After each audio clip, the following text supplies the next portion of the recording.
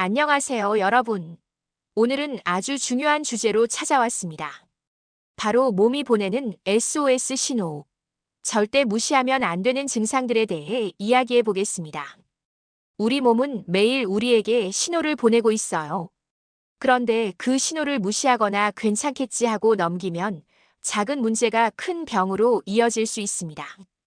특히 이 영상은 여러분이 스스로 몸 상태를 점검할 수 있는 체크리스트가 될 테니까 끝까지 집중해서 시청해 주세요.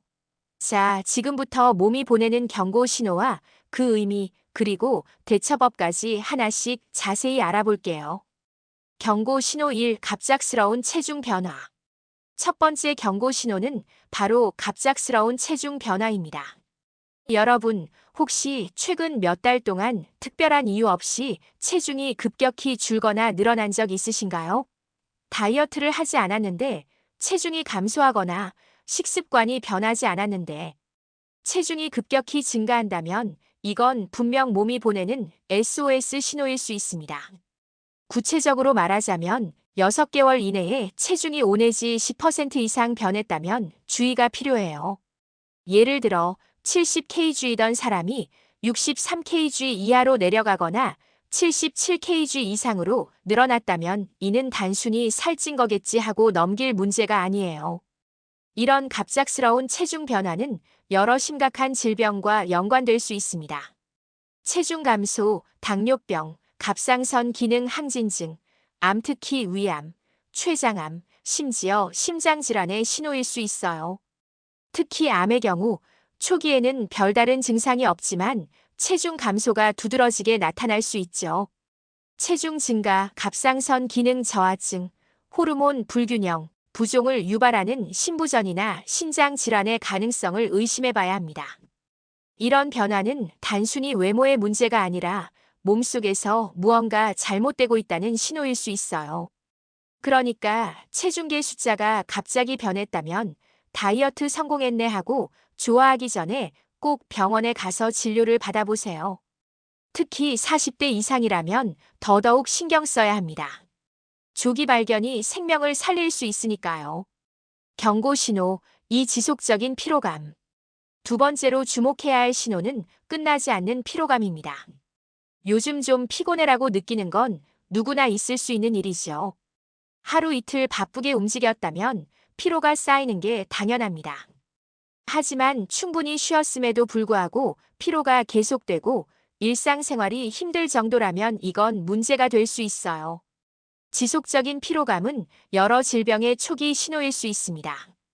대표적으로는 만성 피로증후군, 스트레스나 과로로 인해 피로가 회복되지 않는 상태예요. 빈혈 철분 부족으로 혈액이 산소를 제대로 운반하지 못해 피로가 쌓이죠. 갑상선 기능 저하증, 신진대사가 느려지면서 몸이 무기력해져요. 심혈관 질환, 심장이 혈액을 제대로 공급하지 못하면 피로감이 심해집니다. 암, 특히 혈액암이나 간암 같은 경우 피로감이 두드러질 수 있어요. 특히 평소보다 사소한 일에도 숨이 차고 힘이 든다면 더 주의가 필요해요. 예를 들어 계단 몇 개만 올라도 숨이 턱턱 차거나 가벼운 집안일에도 지친다면 이는 심장이나 폐 건강에 문제가 있을 수 있는 신호입니다. 심장이 혈액을 제대로 공급하지 못하거나 폐가 산소를 충분히 공급하지 못하면 이런 증상이 나타날 수 있거든요. 피로감은 단순히 잠을 덜 자서라고 넘길 수 있는 문제가 아니에요. 만약 2주 이상 피로가 사라지지 않는다면 병원에서 혈액 검사나 갑상선 기능 검사를 받아보는 걸 추천드립니다. 피로가 몸이 보내는 경고라는 사실 잊지 마세요. 경고 신호 3. 가슴 통증. 세 번째 경고 신호는 가슴 통증입니다. 이건 정말 절대 무시하면 안 되는 증상이에요. 가슴에 불편감이 느껴지거나 조이는 듯한 느낌, 압박감이 있다면 즉시 주의를 기울여야 합니다. 가슴 통증은 다양한 원인으로 나타날 수 있지만 특히 심근경색, 협심증, 폐색전증 같은 생명을 위협하는 질환과 연관될 가능성이 높아요. 심근경색은 심장으로 가는 혈관이 막히면서 심장 근육이 손상되는 질환이고 협심증은 혈관이 좁아져 심장에 혈액 공급이 부족해지는 상태예요. 폐색 전증은 폐로 가는 혈관이 혈전으로 막히는 질환으로 모두 응급 상황에 해당합니다. 가슴 통증의 특징 중 하나는 통증이 다른 부위로 퍼질 수 있다는 점이에요. 예를 들어 통증이 왼쪽 팔, 턱, 목, 심지어 등으로 퍼진다면 이는 심근경색의 전형적인 증상일 수 있습니다. 이런 경우 지체하지 말고 즉시 119에 연락하거나 응급실로 달려가세요.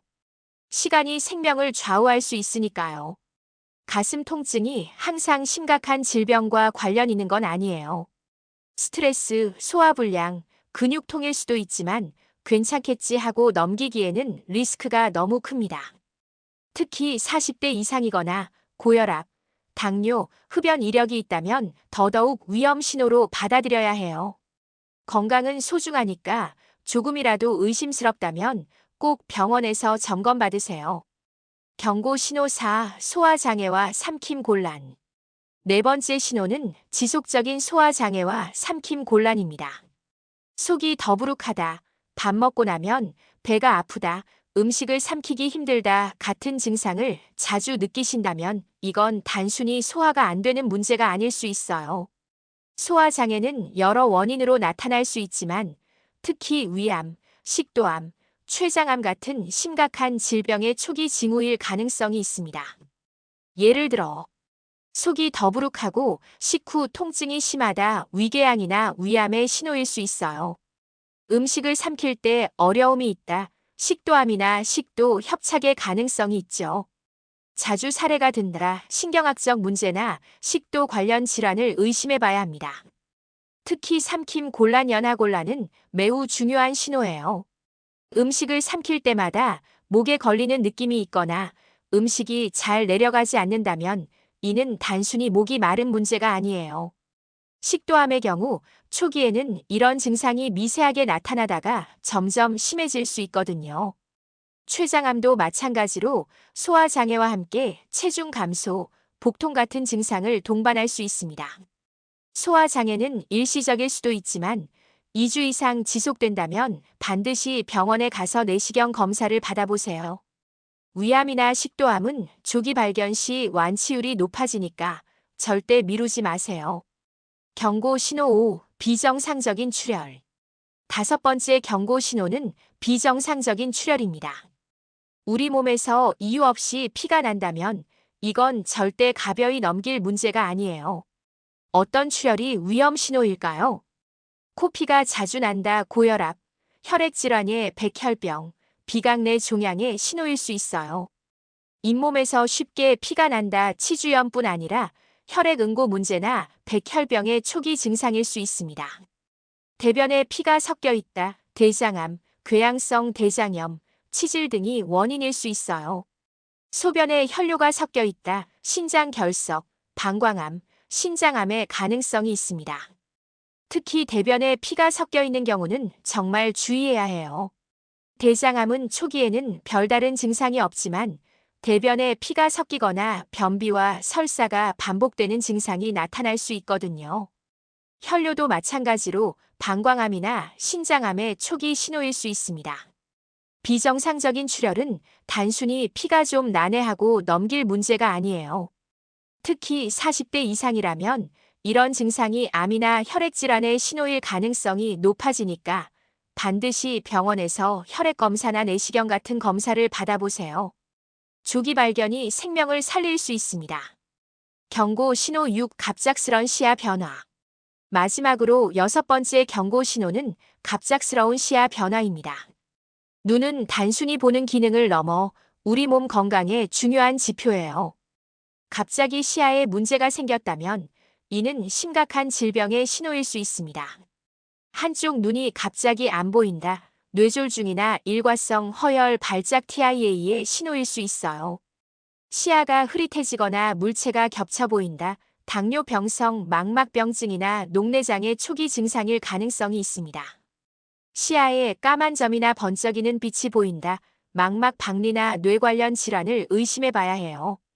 특히 갑작스러운 시야 상실은 시간을 다투는 응급 상황이에요. 뇌졸중의 경우 혈관이 막히면서 뇌로 가는 혈류가 차단되면 시야 손실이 나타날 수 있거든요. 당뇨병성 망막병증은 당뇨병 환자들에게 흔히 나타나는 합병증으로 방치하면 실명까지 이어질 수 있어요. 시야 변화는 단순히 눈이 피곤해서라고 넘길 문제가 아니에요. 이런 증상이 나타난다면 지체하지 말고 안과와 신경과 전문의를 찾아 정확한 진단을 받아보세요. 시간이 생명을 살릴 수 있습니다. 내 몸 점검하는 방법. 자, 이렇게 몸이 보내는 6가지 경고 신호를 알아봤습니다. 그렇다면 우리는 어떻게 해야 할까요? 건강을 지키기 위해 실천할 수 있는 방법들을 정리해 드릴게요. 정기적인 건강검진 받기, 혈액 검사, 내시경, 영상 검사 CT, MRI 등을 통해 몸 상태를 주기적으로 점검하세요. 특히 40대 이후라면 1년에 한 번 이상 종합검진을 추천드립니다. 몸의 변화를 민감하게 관찰하기. 평소와 다른 증상이 나타나는지 주의 깊게 살펴보세요. 예를 들어 체중 변화, 피로감, 출혈 같은 신호를 기록해 두는 것도 좋아요. 증상이 1 내지 2주 이상 지속되면 병원 방문.